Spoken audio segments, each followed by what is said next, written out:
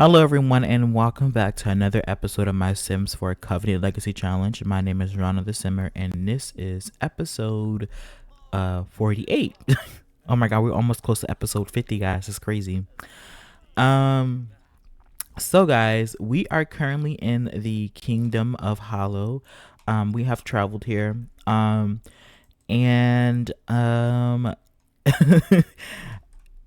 Victor was able to convince his wife to take him here.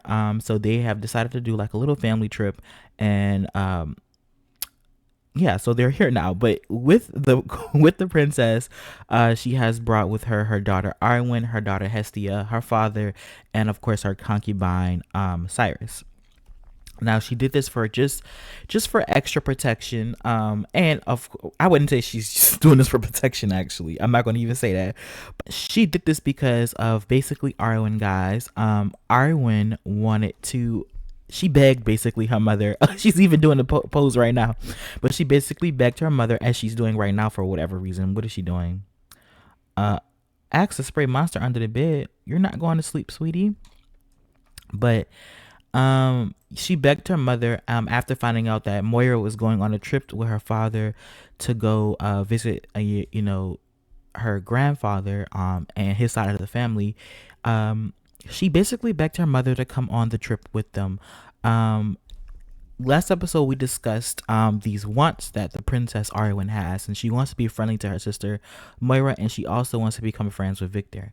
And a few of you basically said because of her adventurous trait, she was very much fascinated with the fact that everybody seems to be, everyone seems to be scared of the vampires. And Arwen, however, is not as scared as the vampires as anyone else. Actually, the fact that everyone else is scared of them makes her tempted to want to get to know them more. And I like that idea, like the fact that she is like fascinated with them and she likes to live on the edge a little bit.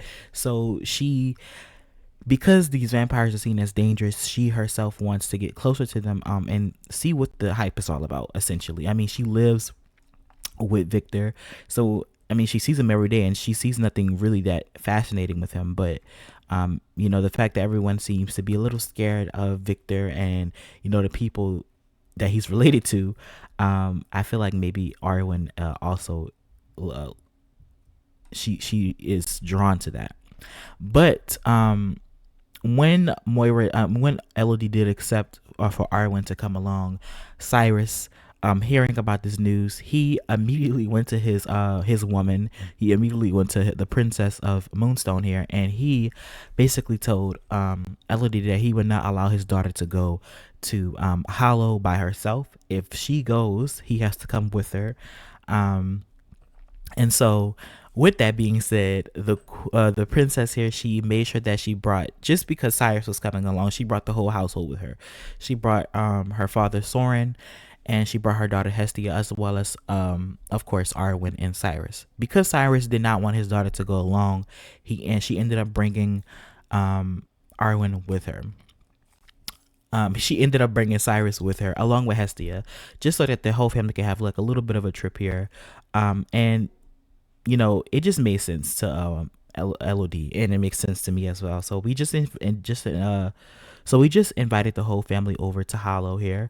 Now, one thing I am going to try to do is get Arwen to become friends with Victor, as well as be friendly to her sister Moira. She probably is going to tell her how interesting it is to be in another country, because this is actually their first time being out of this country. At least Cyrus. It's Cyrus's first time being out the country, as well as Moira, Hestia, and Arwen, and Soren, because they have been in Sirius their whole life. But this is not the first time Princess Elodie has been out, because when she first was getting betrothed to when she first was getting betrothed to Prince Victor, she had to come out here and stay in Hollow for a few days. And so that's what she did. She spent her time out here in Hollow, and she got to know Victor a little bit better. And as you guys can see, I have his original eye color back. It looks like the vampire eyes are not glitching anymore, so I decided to add them back on our vampires. So we won't have those CC eyes that he used to have, and he will now have his original eye color. So that is good. That's good. I'm happy to see it. But yeah, guys, I'm excited. Because Arwen, I just find it so interesting, guys. Arwen literally, she wants to become friends with Victor. And I'm not even going to say this is fully on her adventurous trait. I do feel as if maybe like she has sympathy for her younger sister, and I mean her older sister, I should say. She has why does why does she look taller than Moira? That's kind of funny.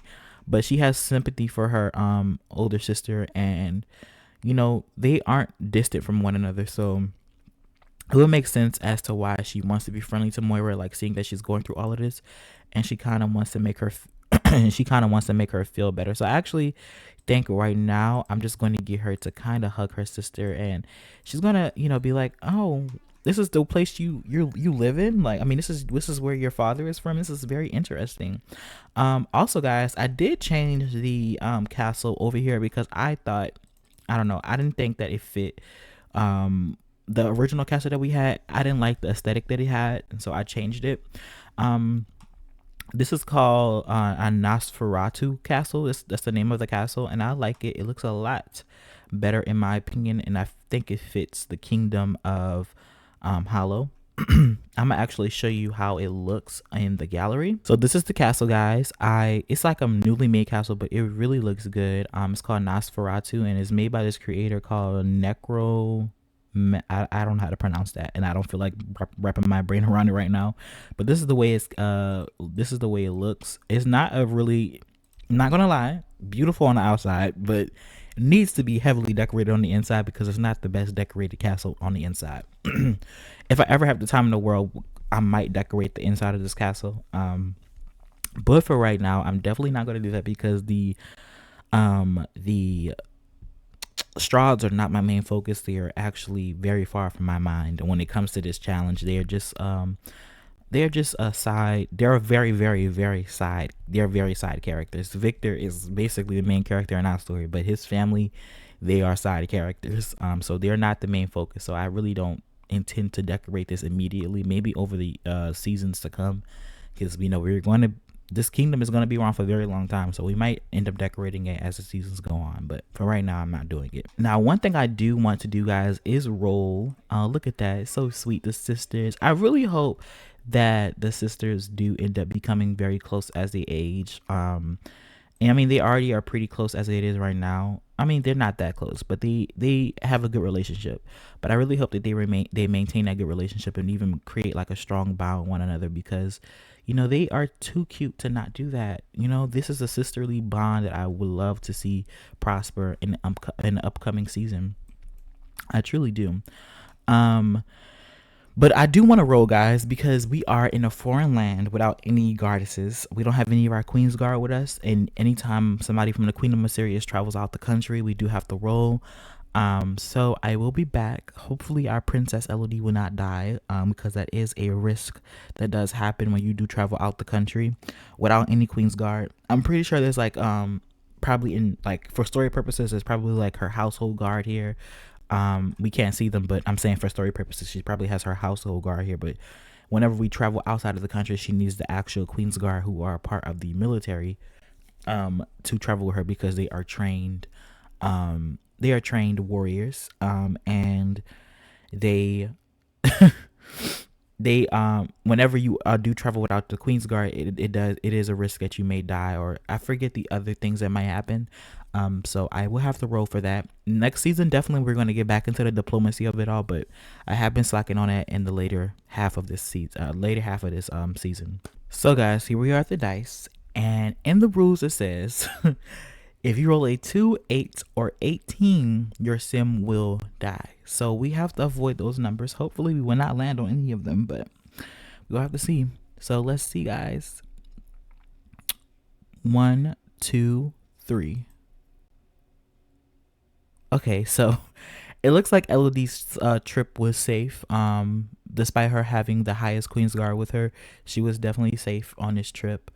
Thank the heavens, because I did not want to have to plan a funeral again. Now, one thing that is happening, guys, is Victor is finally seeing his father after so long, guys. It's been so long since he's seen his father.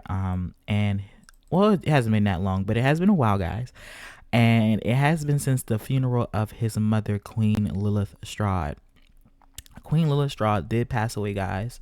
And of course, she died from a cow plant. Now, a few episodes back, we did discuss like what could this mean and stuff like that. Did Vlad execute his wife, or did she die accidentally, or was she killed in an assassination attempt, or what have you, whatever. But oh, why doesn't he have the crown prince title? That was weird. I had to add the crown royal thing back in on here. Prince Victor is definitely a crown royal, so I don't know why that was glitching out. We had all these doubts and wonders about whether or not Queen Lilith was in fact killed, assassinated, murdered, executed, all of those all of those manners in which someone can die. But I decided for story purposes, well, I got this suggestion from Fantasy when it first came about, because I was wondering how Lilith could have died from a cow plant, and essentially, guys, Fantasy gave me the suggestion that maybe Vladislaus was making a cow plant farm, and for experiments, maybe to have war plans or whatever, and Queen Lilith happened to accidentally die. Just messing with the confidence, whatever it may have been. Vlad, I'm gonna say in story purposes, Vlad passed it off as basically the queen died from an assassination attempt. I'm gonna say that in the public eye, Vlad is saying that his wife was poisoned by a foreign ruler. And I'm gonna say it was maybe the Kingdom of Bourbon, because we have been having trouble with the Kingdom of Bourbon for a while in this kingdom, in this series. So he probably just said it was Bourbon to kind of further make disagreements between the kingdom of Bourbon and the Kingdom of Sirius. But in reality, his wife did die from a cow plant, from his own experiments, have you. And it's very sad because Victor never really got to see his mother after she left court. She came here and then she left. She got to meet her granddaughter and she was never seen again. It was very sad because his mother was here and then she was gone. So one thing I will come up here and do, guys, as you can see, this castle is not very much decorated. But one thing I will go ahead and do is I'm going to get the two of them to come sit over here, him and Vlad, and they're going to go ahead and have a little bit of a talk here. Come on, Vlad. Oh, no, do not go talk to Hestia. Come back over here, please. Oh, no, no nap. Don't nap. Just come back and sit here. Okay, and yeah, so let's go ahead and get you to talk to your dad. So I feel like in this moment, guys, he's kind of talked to his father in private, and maybe in the prince's eyes, like everyone kind of knows that Queen Lilith was assassinated and everything, and he's going to tell his father that he's sorry that he couldn't come to the funeral and stuff like that. He had a duty to attend to in Sirius. And as he is now a prince consort to a future queen, he cannot just up and leave. He can't do that. But he will also tell his mother, like, how was she in her final days? Like, was she okay? Was she happy? And Vlad would tell Victor that your mother did not die from an assassination attempt. She died from cow plants. She died from cow plants, messing with my experiments. It was an accidental death, no matter. But I could not allow anyone to know that the Queen of Hollow died from an accident. She had to have a death that seemed somewhat tragic or heroic in a way, or a martyr in a way. And he basically said, that's why I said your mother died from an assassination attempt made by the Bourbons, of course, but the Bourbons denied, as they will. But your mother she did not really die from them. She was killed by a cow plant through my experiments, her messing with them. And I feel like Victor in his moment would be like, why would you lie about that, father? You could create more war between Sirius and, you can create more war between Sirius and Bourbon, even with your kingdom and the Kingdom of Bourbon. Why would you create more unrest and distrust? And I feel like Vlad would just basically say that for the image. He is an evil man, guys. He's not a very kind person, And I feel like he very much cares about how he's seen in a public eye, and he doesn't want anyone to know that his wife was murdered essentially by his hands, or not murdered, but his wife died at his hands through accidents, of course. But nonetheless, people will see it as him. Why is your experiments just out and about running a wild freely? Like, what is going on with that, Victor? Vlad, I mean. So yes, Vlad is a person, he's not going to allow anyone to like see him as weak, and his wife dying in that way, it was seen as weak. And I really feel like maybe Victor is sad about this. What is this? Oh yeah, he is definitely feeling sad about this, guys. Oh, upper class guilt. Oh, that's from the gloomy trait. That's because he just became a crown prince again. I mean, a crown royal again. I'm gonna get rid of that sentiment, but he's definitely feeling sad right now about what happened to his mother. The fact that he didn't get to see her in her final days probably eats at his soul. But I feel like Vlad wouldn't even stay on the subject for too long, and he would change the subject. He would change the subject immediately. Um, him and he's not a very present father, guys. He tends to like say certain things are very traumatic, and then, oh, let's get to the next topic. Like he's like that as a person, which is a very sad thing. But it is who Vlad is. But one thing that he is going to talk about um with his son here is his granddaughter Moira. And I feel like maybe Moira is going to come up here at the call of her father, and he would be like, I want to talk to my granddaughter a little bit more. So go ahead, Moira, go up there to see your grandfather here. But yeah, he's like, how has she been growing? The future queen related to the Strahds. You make me proud, son. Despite your wife having other children for other men, you very much make me proud to know that I have a granddaughter born from my line who is part vampire. You have done well, son. You given the future queen of her own daughter to one day sit upon the throne. And I feel like in this moment, let me put on headline effects, guys. Headline effects on. But in this moment, she doesn't have a relationship with her grandfather at all. But she's going to kind of greet her grandfather here, and maybe he would do a family kiss to her, and he's going to, say, welcome to Hollow. This is your ancestral home. Who she wants to become friends with her uncle Lucifer. That's cool, guys. But yeah, she would be like this. He would be like, this is your ancestral home. This is where your father grew up at. And he would be like, you have a beauty here, son. You have a beautiful daughter. Oh, and look at Lucifer. He's come over here to join the conversation.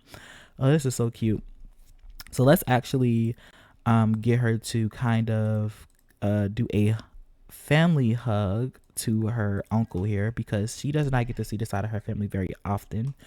But she does not like her grandfather very much. But yeah, she's talking to him, getting to know him a little bit better. And I feel like even Victor a little bit ago would have told his father that his daughter is struggling to accept her vampiric side. And probably Vlad and Lucifer would give her like a little bit of a pep talk and tell her, hey, you're a vampire. We are one of the most strongest creatures on this planet. Do not ever feel sorry for yourself. You are strong, Moira. You are a future queen, and you have the power. You have the power of darkness and light within you. Calling the vampires dark and the witches light, essentially. You have the power of darkness and light inside of you. Never doubt yourself. And, maybe the princess would feel a little bit more confident in this moment. Though she doesn't really like her grandfather much, I feel like she is definitely like, you know, liking the conversations that she's hearing. Oh, and she did bring her little familiar Duskfire. He isn't her familiar officially, but is Duskfire a female or a male? I don't even know myself. Oh, he's a male. I was right. So yeah, she did bring her familiar here, guys, because she wanted to be closer to him. So he isn't her familiar officially yet, but he will be when she does become a teenager, which is not too far away. I think I might end the episode off with Moira actually aging up into maybe with the princess giving birth, and Moira aging up into a teenager. So we can let time go by a little bit quicker, because we are getting to the end of the season. So I think that'll be good.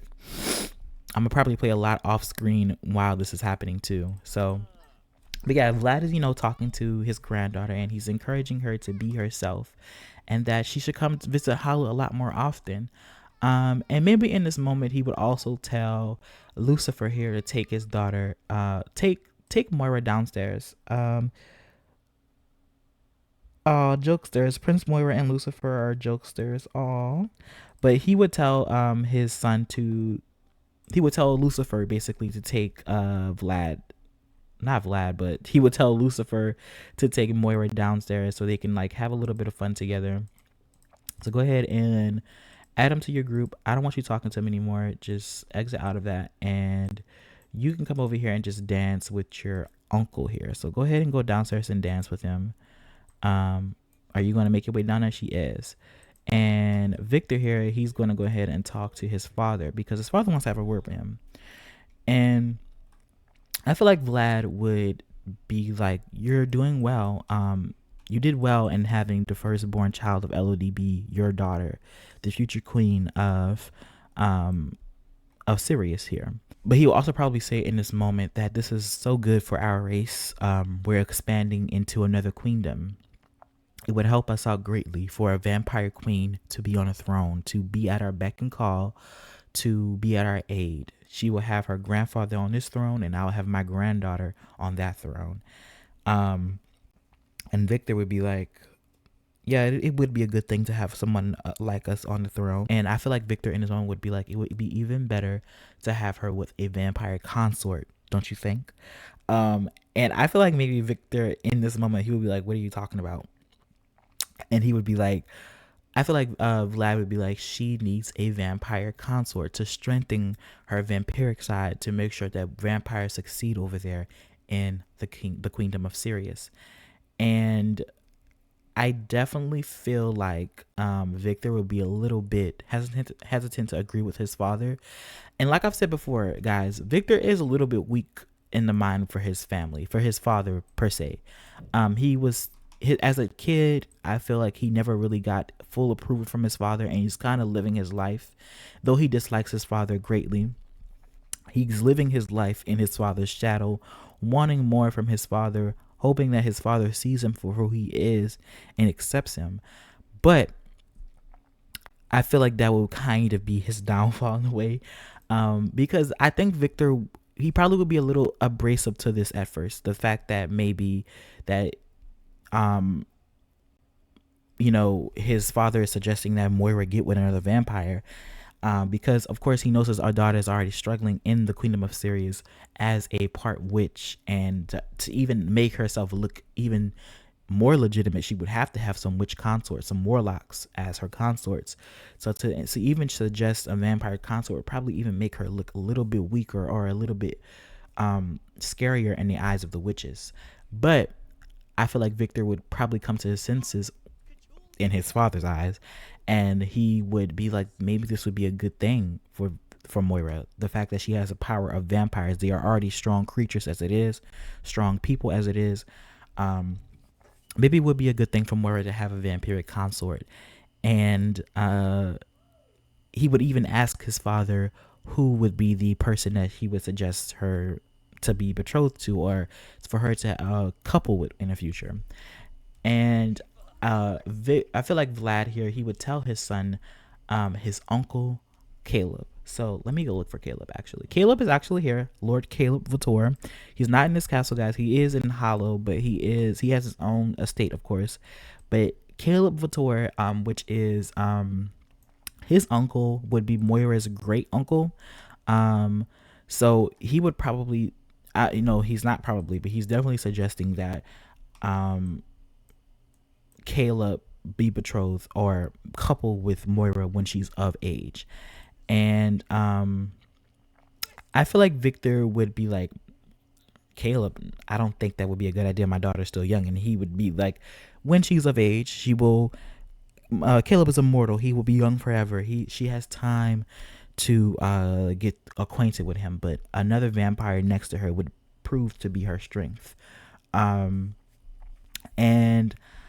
I definitely think that Victor would be like, okay, I think I will talk to Elodie about it and let's see what happens. Like, he would probably take it into consideration.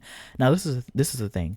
Her one day having a child for Caleb wouldn't be too far off from the witches, because of course as we all know, the witches are very much about purity, and they tend to marry within their own race. And if there's no one available, they're going to marry their relatives.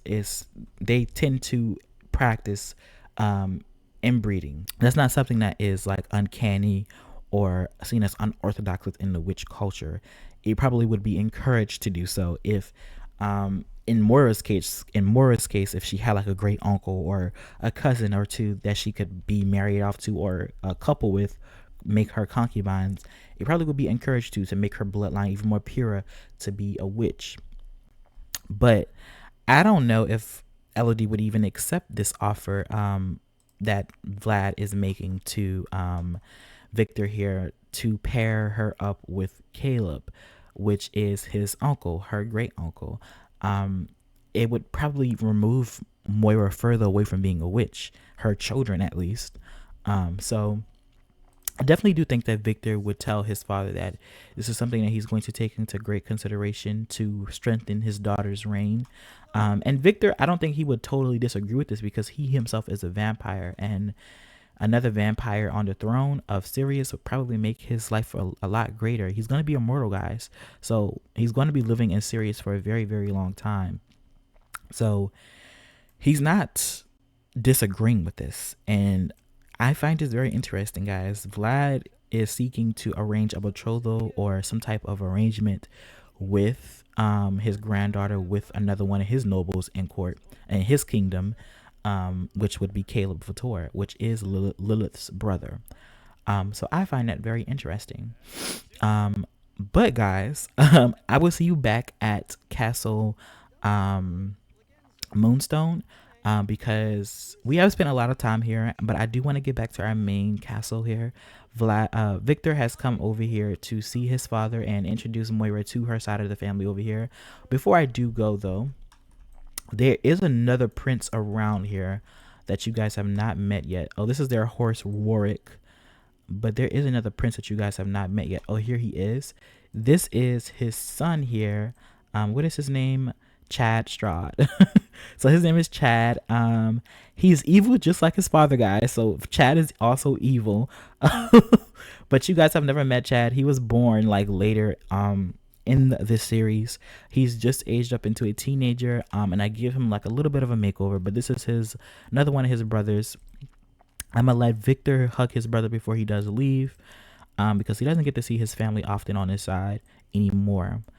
But yeah, guys, I will see you all back at Moonstone Castle, and we're going to continue the story back at the main house. Okay, guys, so it has been a couple days since they have left Hollow, and Princess Elodie and Prince Victor are right now in the courtyard of their castle.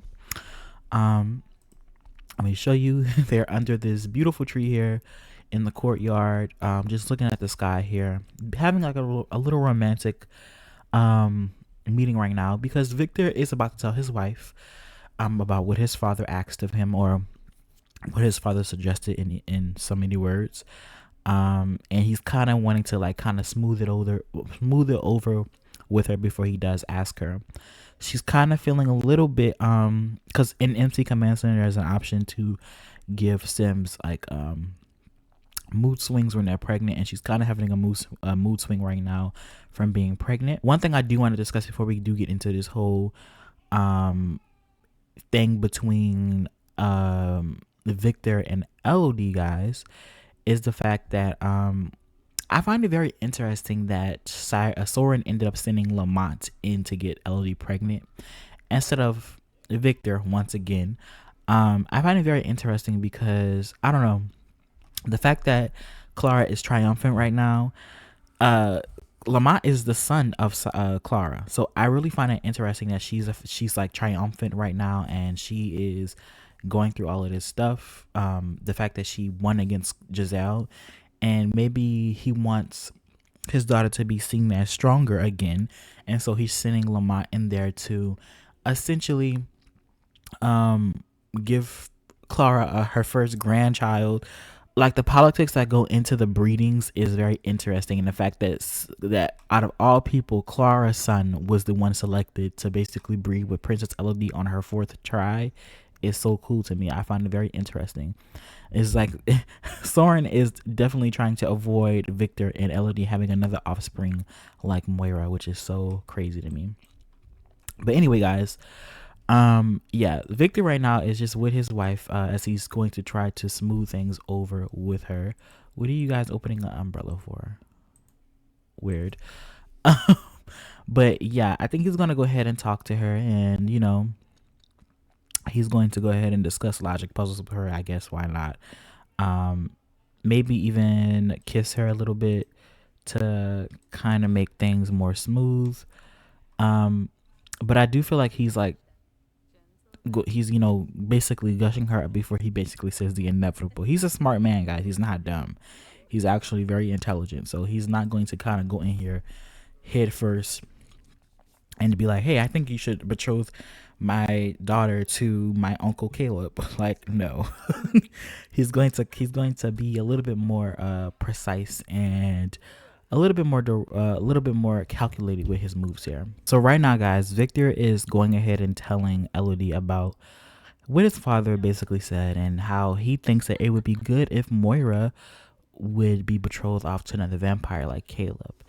And look, Elodie's already making the face, guys. I definitely feel like in this moment, Elodie would be like, no, that is not happening. That is not happening with my daughter. You're not going to allow for your father to manipulate you in this way. She's not going to marry another vampire or even have a child for another vampire. It would yeah, I don't think she's going to be very um nice to him in this moment. I really feel like she would yell at him and be like, "How could you even suggest such a thing, knowing the situation our daughter is in right now? The fact that her legitimacy is being questioned because you're her father." Probably would hurt his feelings a lot to hear that come from out his wife's mouth, but it is the truth basically. Um, and I feel like in this moment, Elodie would be like, what she needs is a pure warlock by her side. If she were to marry anybody carrying any man that she would have a child with, it needs to be a pure vampire and a pure warlock, not a vampire, because she needs to be seen as the ultimate witch when she does take the throne, not a vampire queen. That is something I definitely think that Elodie. Oh, unpredictable. Would their romantic relationship be unpredictable?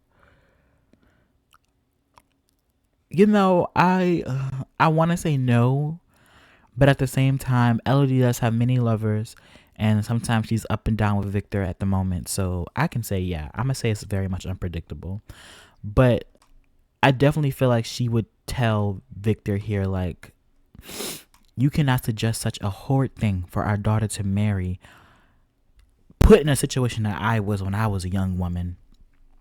Marry another vampire, her great uncle at that. He's probably hundreds of years older than her, and you're suggesting marrying her, or maybe not even marrying her, but making her having an agreement for her to have a kid with him. It would be absurd, and I think Victor would be like, it would make our daughter strong to have a vampire by her side. You know how strong I am. Think of the things that he can do for our daughter. When she becomes queen, I will still be alive protecting our daughter. But despite all of that, I do not think that Elodie would agree with anything about this situation. She feels that this is all wrong in her eyes. The fact that her daughter would marry or couple with another vampire is beyond her, especially because she's trying to make sure Moira has a legitimate reign. And for her to be with a vampire, to have a kid with another vampire, would just delegitimize her. But, even though they are having this discussion with each other and they're talking and stuff of that matter, I feel like maybe what is this? Their poor marriage is really is going through a lot right now. But even though this has happened, I feel like maybe he would apologize to his wife and he would be like, "Look, I'm sorry. I know that we are going. I know that you don't agree with this, but give Caleb a chance. When Moira becomes a teenager, when on her name day, I don't think he would say teenager. On Moira's name day, have her meet Caleb. Invite him over to invite him to the castle. Have her meet Caleb, and see how things go. You don't have to accept my father's offer. Um, just just see him and get a feel of who he is. And I feel like Moira would be like, she would be like, fine, but that's all. My daughter would not couple with this man. He can just come to her name day party, and we can. He could just come for the party. She can meet Caleb and whatever, but um, she's not going to be with him. He's not going to become her concubine. She's not going to bear his child. She's not going to marry him. Anything of that matter. And I feel like if Victor would be like, well, what if she likes Caleb? And Moira would then tell her husband she won't. She will not like Caleb. She will not like Caleb for the simple fact that she knows her predicament. And I agree with that. Moira, she's not too keen on wanting to be a vampire. I feel like maybe her going to Hollow has given her a new insight on who she is as a princess, but I feel like at the end of the day, she is more aligned with her witch side. Um, I definitely do think that she has become more like fascinated with her vampiric side because she wants to get to know certain people in her family now, like Lucifer. It's not lost on her, but I definitely do think that she is more, um, she's more of a witch than a vampire, if anything, you know? So, now that we have gotten that out the way, I was, guys, oh, look at Princess Arwen. She's down here mourning Princess Artemis. Guys, that is so cute. She doesn't even know her aunt, but she's over here mourning her. Oh. But one thing I do want to go ahead and do is before we do in this episode, I want to go ahead and get Princess Arwen to kind of befriend Victor here. It looks like the Princess Elodie has walked off, so this is probably the perfect opportunity for her. So let's get her to come over here and I'll actually put the bid and let's make a vampire pun, you know. I was, guys, gonna have it to where we would have the birthday party and um I was gonna have it to where we would have the birthday party and also celebrate. Well, have the birthday party for Princess Elodie and then get Queen Princess Elodie to give birth. I was gonna have that done this episode, but I decided that I'm gonna cut this episode in two.